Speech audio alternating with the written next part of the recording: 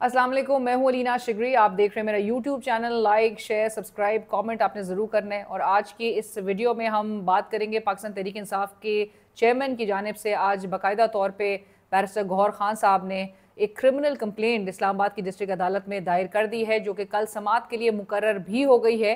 उस criminal complaint में details जो है वो बड़े एक स्ट्रांगली वर्डेड कंप्लेंट है अगेन। और इसमें जो डिटेल्स हैं वो उसका आगाज़ होता है 2022 में, जब इमरान खान साहब की हुकूमत को टॉपल किया गया था। किस तरह से एक साजिशी एक डिज़ाइन था, जिसके बाद इमरान खान साहब को हटा के शहबाज शरीफ साहब को लेकर आया गया था। कौन कौन उसमें मुलव्विस थे, उस सब का जिक्र है। एंड लाइक आई सेड, इसमें बड़े सख्त अल्फाज का इस्तेमाल है, स्ट्रांगली वर्डेड है। एंड व्हेन आई से स्ट्रांगली वर्डेड, इसमें बाकायदा तौर पे मुल्क का जो चीफ एग्जीक्यूटिव है इस वक्त शहबाज शरीफ साहब, वज़ीर आज़म पाकिस्तान, उनके हवाले से, मुल्क के वज़ीर दाखिला के हवाले से, वज़ीर दिफा के हवाले से, वज़ीर इत्तलात के हवाले से, यानी कि उनके कैबिनेट मेंबर्स, और इसके अलावा जो इंपॉर्टेंट पोजीशंस पे, की पोजीशंस पे जो आपके सिक्योरिटी इदारों के को जो हेड कर रहे हैं, उनके हवाले से कंस्पिरेटर्स, बेटर्स, कल्प्रिट्स, कोलैबोरेटर्स, यूजर्पर्स जैसे अल्फाज का इस्तेमाल किया गया है। और वो भी 26 नवंबर के उस तनाजुर में, जब निहत्ते प्रोटेस्टर्स के ऊपर ब्रूट फोर्स का इस्तेमाल किया गया था। क्रिमिनल कंप्लेंट में मेंशन किया गया है कि किस तरह से 10 बजे रात को लाइट्स ऑफ करवाई गई और डिलिबरेटली करवाई गई। अच्छा, लाइट्स ऑफ होने का इसहाक डार साहब ऑलरेडी एडमिट कर चुके हैं। एक डार्कनेस और एक फियर, यानी कि एक डर का, ये खौफ का माहौल जो है वो बनाया गया, क्रिएट किया गया, और एक कोऑर्डिनेटेड अटैक जो है वो लॉन्च किया गया निहत्ते मुजाहिरीन पर, पीसफुल प्रोटेस्टर्स पर। और extreme measures of all kind of lethal force again वो इस्तेमाल किए गए, वो अप्लाई किए गए, ताकि एक सबक सिखाया जा सके निहत्ते पीसफुल यानी कि पुरअमन मुजाहिरीन को। और आर्टिकल्स 15, 16, 17 जो कि गारंटी करता है पीसफुल असेंबली, पीसफुल एसोसिएशन, और किस तरह से उनको मुंतशिर किया गया, आज बाकायदा तौर पे इस कंप्लेंट के जरिए पाकिस्तान तहरीक इंसाफ ने नंबर्स सामने रख दिए हैं जो उनके गुमशुदा पाकिस्तान तहरीक इंसाफ के वर्कर्स हैं। एंड 139 यानी कि 139 पाकिस्तान तहरीक इंसाफ के वर्कर्स इस वक्त मिसिंग हैं। उनके बाकायदा तौर पे लिस्ट जो फहरिस्त जारी की गई, उसमें उनका नाम वल्दियत के साथ उनके नाम जो है वो शेयर किए गए हैं। और सिर्फ ये नहीं, ये आगे भी पाकिस्तान तहरीक इंसाफ जो मूव चलने जा रही है और जो स्टेप लेगी, उसके भी हवाले से मैं आपको आगाह करती चलूँगी। लेकिन 38 यानी कि 38 के करीब जो है वो gun shot injured PTI workers हैं। और 12 जो ऑफिशियल उनकी जो एक जो हलाक, जो जहाँ बक हुए हैं उनके प्रोटेस्टर्स, पाकिस्तान तहरीक इंसाफ के वर्कर्स, उनके नाम जो है वो सामने रखे गए हैं। सो इस बाकायदा तौर पे इस क्रिमिनल कंप्लेंट में जिक्र किया जाता है कि किस तरह से एक 2022 से एक सिलसिले का आगाज़ होता है इमरान खान और उसकी जमात के ख़िलाफ़, और किस तरह से उसकी पार्टी को क्रश करने के लिए जो हथकंडे इस्तेमाल किए गए, जो हरबे इस्तेमाल किए गए, लोगों के घरों में घुसा गया, लोगों के घर की तोड़ फोड़ की गई, लोगों को अबडक्ट किया गया, नॉमिनेशन पेपर सबमिट नहीं कराने दिया गया, और दीगर जो इक़दामात, यहाँ तक कि इलेक्शन कमीशन ऑफ पाकिस्तान का भी जिक्र है इस पिटिशन में, जिसने कोई कसर नहीं छोड़ी थी कि पाकिस्तान तहरीक इंसाफ को वाइप आउट करने में। और आपको याद होगा कि जी 13 जनवरी का भी फैसला था, इलेक्शन से कुछ दिन कबल पाकिस्तान तहरीक इंसाफ से उनका बल्ले का निशान जो है वो इलेक्शन से कबल छीन लिया गया, जिसकी वजह से जो करोड़ों वोटर्स हैं वो डिसइनफ्रेंचाइज हो गए। यानी कि आपने लोगों को महरूम कर दिया उनके राइट से, आपने उनके लिए दिक्कत पैदा की। जबकि इलेक्शन कमीशन पाकिस्तान जो कि कॉन्स्टिट्यूशनल इदारा है, कॉन्स्टिट्यूशनल बॉडी है, उसका काम था लोगों के लिए, लोगों को फैसिलिटेट करना, वोटर्स को फैसिलिटेट करना, एक निज़ाम पे लोगों का ट्रस्ट बरकरार रखते हुए एक इस पूरे अमल को, इस पूरी एक्सरसाइज को इस हद तक ट्रांसपेरेंट और शफाफ बनाना, मुनसिफाना बनाना, एक लेवल प्लेइंग फील्ड देना, जो कि अपनी कोई भी इकदाम इलेक्शन कमीशन ऑफ पाकिस्तान लेता हुआ दिखाई नहीं दिया। यहाँ तक कि ये भी जिक्र है इस क्रिमिनल कंप्लेंट में कि इमरान खान और उनकी एहलिया के खिलाफ 3 कन्विक्शंस का उन्होंने सामना, राइट बिफोर इलेक्शंस 3 कन्विक्शंस का सामना उन्होंने किया। बावजूद इसके लोगों ने उनको वोट किया, और इसमें भी क्रिमिनल कंप्लेंट में जिक्र है कि लोगों ने उनको वोट किया, एक बड़ी तादाद में वोट किया, और 180 उनकी सीट्स थी, 180 पाकिस्तान तहरीक इंसाफ की सीट थी, और दूसरे साइड की सिर्फ 17 सीट्स थी, यानी कि शहबाज शरीफ साहब सिर्फ 17 सीटों पे खड़े थे। स्टेट की रिसोर्सेज और मशीनरी का इस्तेमाल और मिस यूज़ का लफ्ज़ इस्तेमाल किया गया है कि मिस यूज़ किया, लेकिन उसके बावजूद भी इमरान खान साहब की पार्टी को अवाम ने वोट देकर इस वक्त 180 सीट्स के साथ। और आपको सब हाल पता है जिस तरह से ट्रिब्यूनल्स में मामला चल रहे हैं और अदालतों के धक्के खाती हुई जमात जो है वो नजर आ रही है। इस्लामाबाद के आईजी हैं, उनका जिक्र किया गया है कि इस्लामाबाद के IG unambiguously stated that 950 accused were arrested, जबकि सिर्फ और सिर्फ 150 के करीब लोगों को प्रोड्यूस किया गया और रिमेनिंग जो बताया जा रहा है कि 800 जाहिर है कि वो मिसिंग हैं, वो गुमशुदा हैं और या मारे गए हैं इस जो रियासत की जानिब से जबर किया गया था 26 की रात को, या वो हलाक किए गए हैं या फिर वो इंजर्ड हैं, वो किधर है उनका कोई अता पता नहीं है। सो 800 के करीब ये एक बड़ी तादाद है। 5000 से ज़्यादा इनके वर्कर्स ऑलरेडी गिरफ्तार है पाकिस्तान तहरीक इंसाफ के बकौल। इमरान खान साहब का ऑब्वियसली अपनी पार्टी लीडरशिप पे एक प्रेशर था, एक दबाव था और वो चाहते थे कि 26 नवंबर जिसको गुजरे हुए भी अभी 17 दिन के करीब हो चुके हैं, उस 26 नवंबर के हवाले से वो चाहते थे कि वज़ीर आज़म शहबाज शरीफ और वज़ीर दाखिला मोहसिन नकवी के ख़िलाफ़ FIR कटवाई जाए, फौरी तौर पे कटवाई जाए। और पाकिस्तान तहरीक इंसाफ से जब हम भी बात कर रहे थे तो उन्होंने कहा कि इस पर अभी काम हो रहा है और ये इसमें कुछ टेक्निकल मसाइल हैं। सलमान अकरम राजा साहब का भी बयान ऑन रिकॉर्ड है, लेकिन गुज़िश्ता रोज़ की इमरान खान साहब का जो एक उनकी तरफ से एक दबाव आना, उन्होंने अदम एतमाद का इजहार नहीं किया अपनी लीडरशिप पे, लेकिन उन्होंने हैरानी का इजहार ज़रूर किया। वो सरप्राइज थे, वो शॉक्ड थे कि ये किस तरह से बाहर सब कुछ अच्छा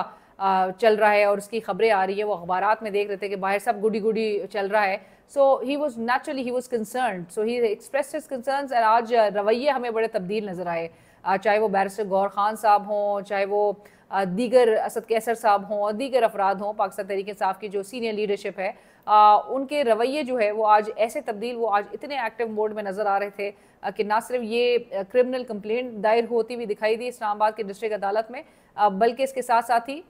DG सेफ सिटी को भी ख़त लिखा गया है, पोली क्लिनिक और पिम्स अस्पताल को भी ख़त लिखा गया है कि वो तमाम डिटेल्स जो हैं वो उनके साथ शेयर की जाए। सो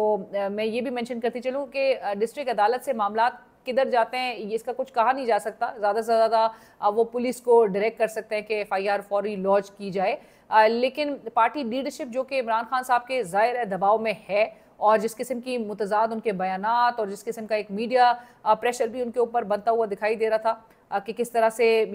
ये लोग मामलात को जो है वो इतना सीरियसली टेकअप नहीं कर रहे हैं या उतने चार्ज नहीं नज़र आ रहे हैं, ना लोगों को मोबिलाइज कर पा रहे हैं प्रोटेस्ट के लिए, ना कोई इमरान खान साहब की रिहाई के हवाले से भी बहुत ज़्यादा प्रेशर का सामना उनको है। सो एटलीस्ट अभी वो ये कह सकते हैं कि हमने देखें जी कुछ कर लिया, हमने ये कंप्लेंट जो है वो दायर कर दी। सो ये कंप्लेंट से क्या निकलता है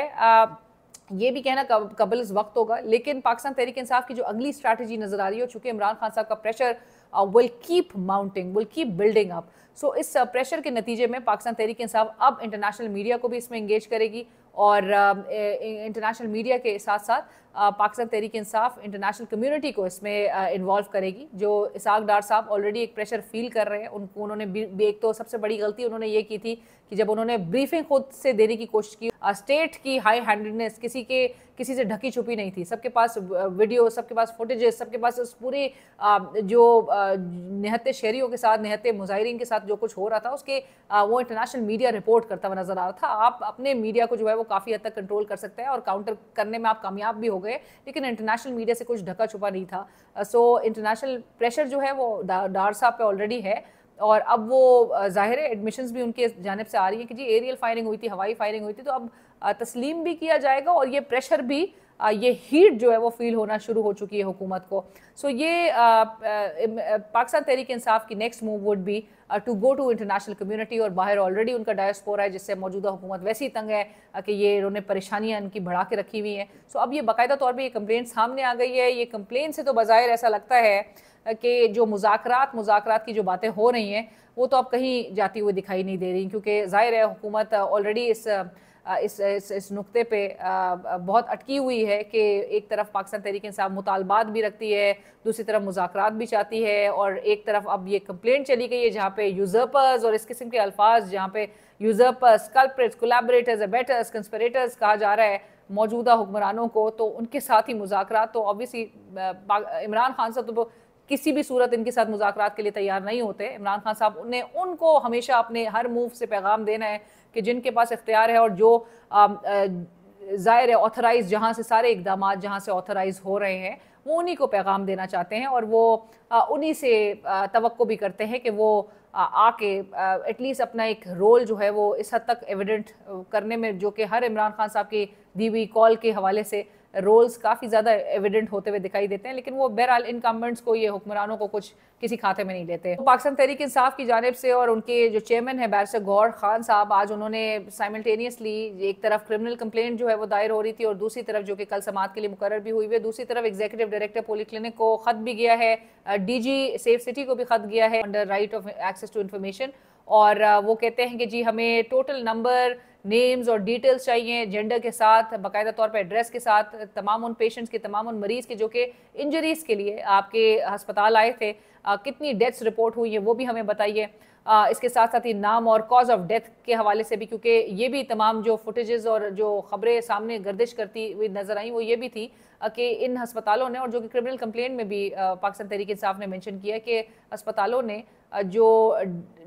डेड बॉडीज़ हैं वो भी तब हवाले की जब उनको एक गारंटी दी गई, एश्योरेंस दी गई कि बताया जाएगा कि ये कार हादसे में इनकी हलाकत हुई है, which is again very shocking कि इस तरह के भी लेवल पे कोई रियासत जो है वो स्टूप कर सकती है। बट बहरहाल कॉपीज़ चाहिए उनको पोस्टमार्टम रिपोर्ट्स की, मेडिकल लीगल रिपोर्ट्स की, डिटेल्स चाहिए मेडिकल ट्रीटमेंट्स की, अगर तो ज़ख्मियों को कोई ट्रीटमेंट आपने दिया है उसके नेचर भी बताएं, आप एक्सटेंड भी बताएं इंजरीज़ की जो आपने ट्रीट की हैं, सीसीटीवी फुटेज भी चाहिए अस्पताल के प्रेमिसेस की, ये लेटर में भी और उन्होंने बाकायदा तौर पर डेट्स भी मेंशन किए हैं, यानी कि 25 नवंबर की सुबह 9 बजे से लेकर 28 नवंबर के 12 बजे दिन तक की इनको फुटेजेस चाहिए of the hospital, hospital premises की, ये चाहिए उनको। और साथ साथ उन्होंने ये भी कहा है कि क्योंकि 10 दिन का आपके पास टाइम है under section 14 of the act, लिहाजा ये तमाम जो इंफॉर्मेशन दरकार है उसको अवेलेबल किया जाए। इस्तदा की गई है देन सेफ सिटी के जो डीजी हैं उनसे भी, और उनसे पूरे तकरीबन इस्लामाबाद के हर एरिया की फुटेजेस मांगी गई है। 26 नंबर चुंगी से शुरू होते हुए श्रीनगर हाईवे की इनको फुटेजेस चाहिए, जिन्ना एवेन्यू की चाहिए, सेक्टर G9 कराची कंपनी के पूरा एरिया की चाहिए, इंक्लूडिंग द एंटायर इब्न सीना रोड। इसके साथ साथ ही फैसल एवेन्यू का जिक्र किया गया है जहां से जो श्रीनगर हाईवे से स्टार्ट होता है और covering the entire length, Faisal Avenue हो गया, खैबान इकबाल हो गया, और तमाम जो ट्रेल 5 तक का पूरा रास्ता है वहाँ तक का इनको, अतातुर्क एवेन्यू, 7th एवेन्यू, आगा शाही एवेन्यू, 9th एवेन्यू की भी चाहिए इनको। सारे तमाम सेक्टर्स मेंशन्ड है, F9, F10, F8, F7, F6, G6, G7, G8, G9, G10, 0 point two Centaurus तक का इनको फुटेजेस चाहिए, ब्लू एरिया तक की फुटेजेस चाहिए इनको। ये और साथ साथ ये भी मेंशन किया कि अगर कोई प्राइवेसी का इशू है तो आप ब्लर कर दीजिए चेहरे, प्राइवेसी लॉस को मद्देनजर रखते हुए, डेटा प्रोटेक्शन को अप्लाई करते हुए, लेकिन फुटेजेस चाहिए और इनके पास भी अगेन 10 दिन का टाइम है under section 14 of the act. ये और बोला गया है कि बाकायदा तौर पे कि फॉर्मेट जो है वो ईजिली व्यूएबल फॉर्मेट में, यानी कि MP4 या कोई भी स्टैंडर्ड वीडियो फॉर्मेट हो उसमें आपने हमें ये इन्फॉर्मेशन प्रोवाइड करनी है। अब ये इन्फॉर्मेशन क्या दी जाएगी? ऑब्वियसली जब भी कोई इंसिडेंट होता है तो सबसे पहला काम तो यही होता है, और जहाँ पर जाहिर है कि शक व शुबात बढ़े तो फुटेजेस जो है वो बहुत ईजिली अनअवेलेबल कर दी जाती हैं। Most dangerous countries and territories for journalists, RSF reporters without borders ने फिगर्स रिलीज किए हैं और उन फिगर्स के मुताबिक जो ख़तरनाक तरीन ममालिक और टेरिटरीज हैं सहाफ़ियों के लिए, सहाफ़ियों के काम करने से के हवाले से,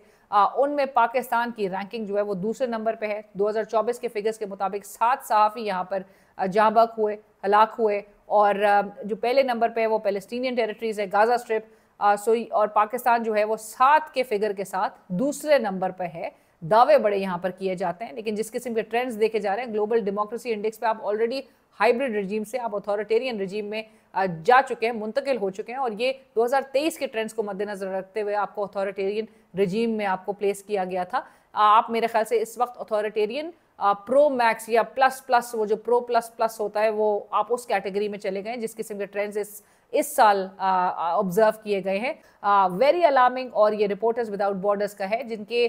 जो पाकिस्तान रिप्रेजेंटेटिव हैं उन्होंने तो कुछ दिनों पहले ही मेरे प्रोग्राम में बताया था कि किस तरह से पाकिस्तान में उनकी दीगर शहरों में एक्सेस को चोक किया जा रहा है। पाकिस्तान की फिर जगहसाई जिस तरह से होती है, पाकिस्तान को जिस तरह से कॉर्नर किया जाता है और पाकिस्तान को जिस तरह से उन तमाम फहरिस्तों में प्लेस किया जाता है, और जिस भंवर की जिक्र इसहाक डार साहब कर रहे थे, उस भंवर से निकालने के लिए किसी की संजीदगी भी बहरहाल नजर नहीं आती। अलमिया तो ये हमारे मुल्क का सिविल डिसोबीडियंस की जो कॉल है, कंफ्यूजन जो है वो एक प्रिवेल करती है with in the party regarding this call, regarding this movement. तो इसको किस तरह से ये एग्जीक्यूशन की तरफ लेकर आएंगे, क्योंकि अल्टीमेटली पीटीआई ऑल्सो नोज के इवेंचुअली इन्होंने सड़कों का रुख ही करना है। मेरे चैनल को जरूर सब्सक्राइब करें और अपने कॉमेंट से भी आगाह करते रहिए।